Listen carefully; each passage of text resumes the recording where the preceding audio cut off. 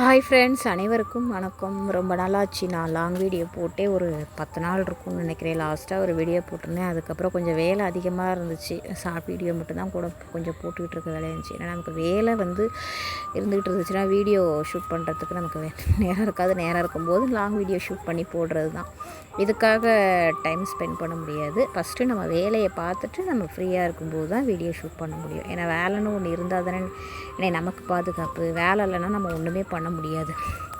Okay friends, எல்லோரும் எப்படி இருக்கீங்க? எல்லாமே கடவுளோட அருளால் நல்லா இருக்கணும்னு நான் வேண்டிக்கிறேன். நான் இன்றைக்கி ஒரு அவேர்னஸ் வீடியோ தான் இது. நிறைய பேர் பெரிய பெரிய யூடியூபர்ஸ்லாம் பாருங்களேன், ஸ்டார்டிங்கில் ஒரு மாதிரி ட்ரெஸ் பண்ணுறாங்க. ஆனால் இப்போ வர வர ரொம்ப ஒரு மாதிரி ட்ரெஸ்ஸிங்ஸ் எல்லாம் ரொம்ப இதாக பண்ணுறாங்க. அது எதுக்காக பண்ணுறாங்க என்னன்றதே தெரில. ஆனால் ஒரு சில யூடியூபர்ஸ்லாம் ஸ்டார்டிங்கில் எப்படி இருக்காங்களோ அதே மாதிரி தான் இப்போவும் இருக்காங்க. நிறைய பேர் விளாக் வீடியோ போட்டு அவங்கவுங்க திறமையை காட்டுறாங்க. சில பேர் யூடியூப்பில் கொஞ்சம் வளர்ந்ததுக்கப்புறம் பிஸ்னஸ் பண்ணுறாங்க. அவங்க ஹஸ்பண்டுக்கு சப்போர்ட் பண்ணணும்னு எவ்வளவோ பண்ணுறாங்க. ஆனால் ஒரு சில பேர் மட்டும் ஏன் ட்ரெஸ்ஸிங்ஸில் ஒரு ரெஸ்பான்ஸ் பண்ணாமல் பண்ணுறாங்கன்றது தெரியல. ஒரு வேளை அவங்களுக்கு அந்த ட்ரெஸ்ஸு கம்ஃபர்டபுளாக இருக்கா என்னென்னு தெரியலை. ஆனால் பார்க்குற கண்ணுங்களுக்கு அது சொல்லுவாங்க. ட்ரெஸ்ஸு அவங்கவுங்க விருப்பம் அப்படின்ற மாதிரி சொல்லுவாங்க. அவங்கவுங்க விருப்பம் தான், நான் இல்லைன்னு சொல்ல. ஆனால் ஃபஸ்ட்டு நீங்கள் ட்ரெஸ்ஸிங்ஸ் உங்களுக்கு ஃபஸ்ட்டு கம்ஃபர்டபுளாக இருக்கா என்னென்னு பார்த்துட்டு நீங்கள் அப்புறமா வீடியோவை அப்லோட் பண்ணுங்கள்.